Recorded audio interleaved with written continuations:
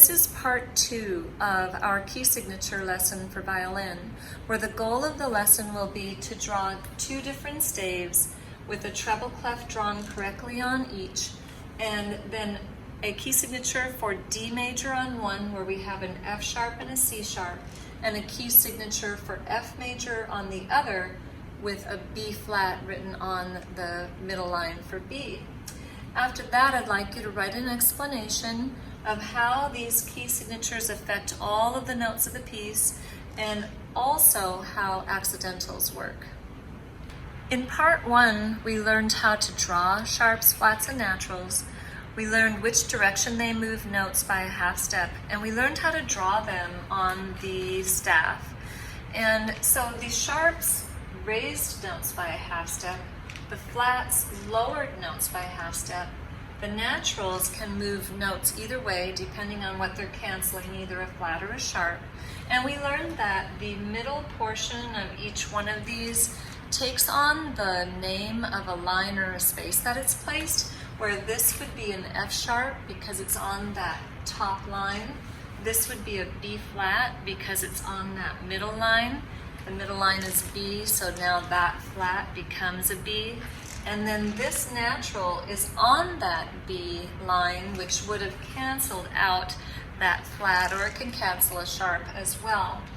And so we talked about that, and that notes can take on 3 kinds of forms. Like the A could be just a regular A natural, or it could be an A sharp, or it could be an A flat. And so we talked about that in relationship to water. Water is one thing, but it can take on 3 forms as well. It could be a liquid or solid or a gas. And so it makes me think about changing things, or shape shifting. And so we're going to go into a story where we're going to talk about the dark fairy Maleficent. Don't ruin my morning. Because she's a shapeshifter, and she's going to be changing these notes by a half step each, and this is where the magic begins. In order to explain how a key signature works, I'd like to use a story about magic, and I mentioned Maleficent, the dark fairy, and every good story seems to have a conflict between good and evil, right? So Maleficent, the dark fairy, has some shape-shifting ability, and she can alter notes. So she's going to be the fairy over all of the accidentals. And accidentals are something that happens after Merlin. I guess this would be the good character, I suppose. Merlin the magician is going to set up the key, the name of the key. We call it a key signature because it actually is naming something. It's naming a key or a scale that the piece will be played in. And so he has control then over all of the notes in the piece, naming all the F's as F sharp and all the C's as C sharp in this case. But he's given control over to Maleficent to do some changing. She can change notes by a half step at a time with sharps, flats, or naturals in the piece, but her powers can only last for a measure. So when the bar line happens, which are these vertical lines here, those are areas that she can change something, but as soon as the bar line happens, it reverts back to the magic, the main key signature that Merlin has set up. So I'd like to go through this example and just look at some of the names of the notes. We know that we have F sharp and C sharp in the key signature, and that's a very important thing. We talked about icebergs in part 1, where if you don't pay attention to that little thing sticking above the water there, you could run into all of the ice, the system of all of the sharps and flats in the piece, and crash into some wrong notes. So that's going to be something that really is important to look at the beginning. So after this time signature, everything that happens after that that's a sharp or a flat will be something that's called an accidental, or something that Maleficent is doing. So let's read these.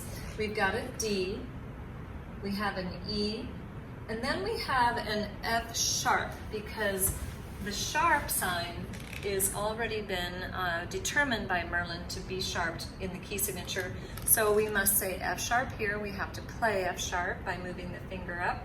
And then we go into the next measure, G. And here we have our first accidental. Maleficent is saying, I'm going to alter that note or change that note into an F natural.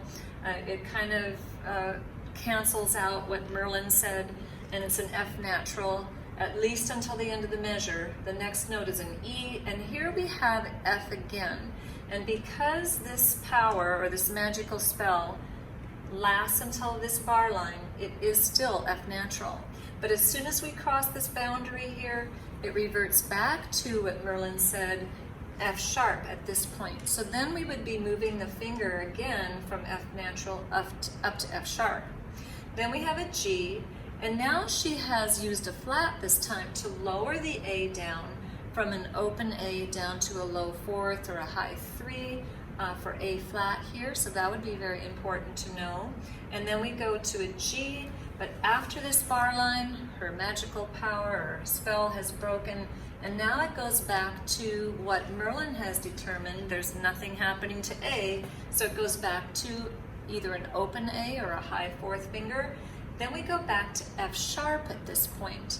Even though she messed around with it here, it's now F sharp again because of our key signature. And then we have our C sharp at this point. So this note would have been a C if we didn't really think about our key signature, but it is C sharp. And then Maleficent has changed the D into D sharp, which raises it up a half step until the bar line happens, and then it goes back to open D. And so that's kind of the way that the key signature works in relationship to the accidentals that can happen within the piece. But mainly we stick with what Merlin the magician has set up for us, which is F sharp and C sharp in this case.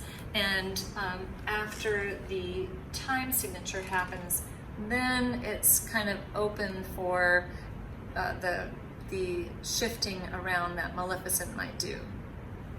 Now it's time to draw your two staves and two different key signatures and submit them either as a Google Doc with the scribble tool, or you can just take a picture of one that you've drawn out on paper and submit that into Google Classroom.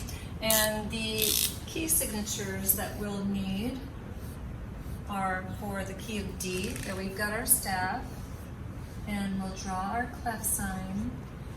We'll need one for the key of D with F sharp and C sharp. And then let's draw another staff with 5 lines with our clef sign.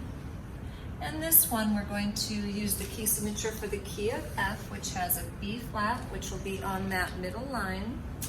And now comes the fun part where you get to describe how these key signatures affect all the notes of the piece, and also how accidentals work. What is an accidental? How do they make notes move around?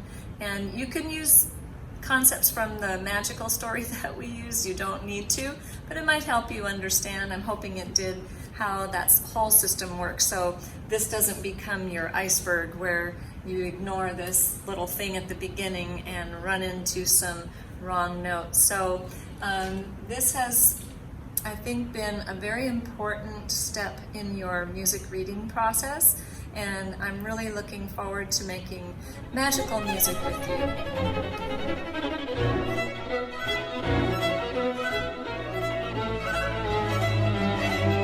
you.